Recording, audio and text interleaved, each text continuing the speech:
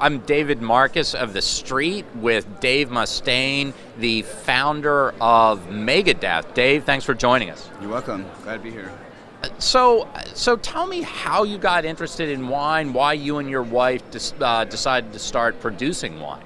It was involved with the San Diego Symphony. I did a concert with the San Diego Symphony.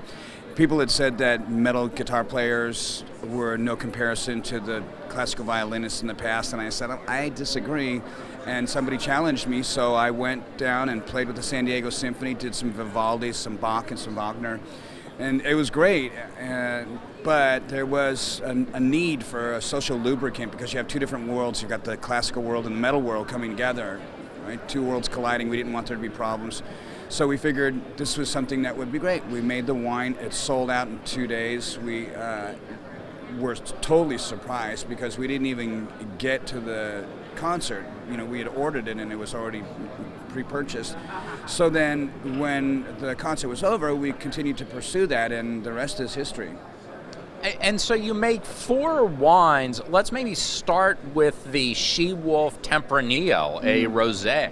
Right. Well, this is our most successful wine to date, and it's a Tempranillo. We entered this into some competitions in the States and won a gold, double gold, and a platinum. And the platinum is when it is unanimous with all of the judges giving it a first place. So this was by far our very best project, and along with our beer too, which has also won a gold medal.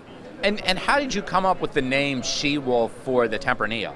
It's actually a song title. So that was one of the themes with all of our products, was we use song titles because there's a little bit of character with each one of the beverages that we're making, and we find songs that have a little bit of that kind of atmosphere, kind of feeling to identify with the beverages. And so why She-Wolf for the rosé?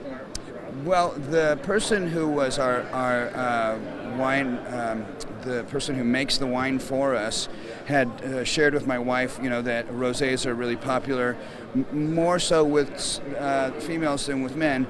And I actually have drank rosé, but I gotta admit I like reds more myself. So, and She-Wolf is a story about in Rome, Romulus and his brother being raised by the wolf, and so it just fit. It was edgy and it was really cool. And so you make 3 reds. Can you tell us a little bit about those? Sure. The first red we did for the symphony was called Symphony Interrupted, and that's completely gone. And then the next thing we did was called Blood of Heroes, which was a Syrah. I like Syrah, and it's my favorite of all of our wines, even more than the rosé is, but that's just me. And I can't drink anybody else's wine anymore after having that because it's just right for me. And then we did Super Tuscan, and we did a Monterey, and the rosé here. And we're trying to not go too fast, not do anything that's too, outside the roof on the edge. We want to do things that are stuff that I like, and that's how we gauge all of the products. I'm the one who tastes it, so if I don't like the way it tastes, I'm not going to put my name on it. And I believe that's one of the things our fans know they can rely on. I've never put my name on a product just to get it for free. There's a lot of people in the music business like doing that stuff, but that ain't me. And so what do you look for in a wine? What kinds of wines do you enjoy drinking? Well, okay, you have to know a little bit about my history. Growing up homeless, having all of the stuff that we went through to survive, there was a lot of times drinking really low dough wine. So I know the difference between gut rot and I know the difference between something that's really nice. So for me, I want something that if I'm going to sit down and I'm going to have a meal, it's not going to have that taste, that vinegary alcohol taste. It's something that's you're going to actually be able to feel the warmth of the wine and be able to taste all of the different fruits that are in it, where it finishes on your nose and on your tongue.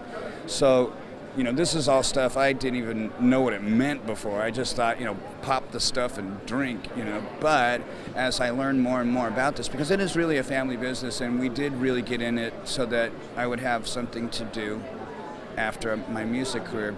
I had a really bad arm injury, and we didn't know if I'd ever play again. And that's basically where this whole thing kind of came from, just having security. Do you get the same kind of satisfaction from making wine as you do from music, or music for you is just such an intense experience that there's almost nothing like it? Well, it's totally different. I don't really have anything to do with the chemistry that makes the fermentation and the product end up the way that it does. That's something way beyond the grasp of what I know, and it would take me forever to learn that. So having said that, I love what I do. I'm glad that has done the heavy lifting so that I can do something like this, and that I don't have to make there's a famous band that put out a wine a while ago, and they ended up having to give it away because they bought crap, and that's not me. I'm not in this for the money. I'm in it because we wanted to do something for our family and something that was quality and that I would like. And finally, your daughter, I believe, is a country musician. What and you mentioned playing with the San Diego Symphony. What other do you listen to? A broad range of music. What kinds of music do you listen to that might surprise people?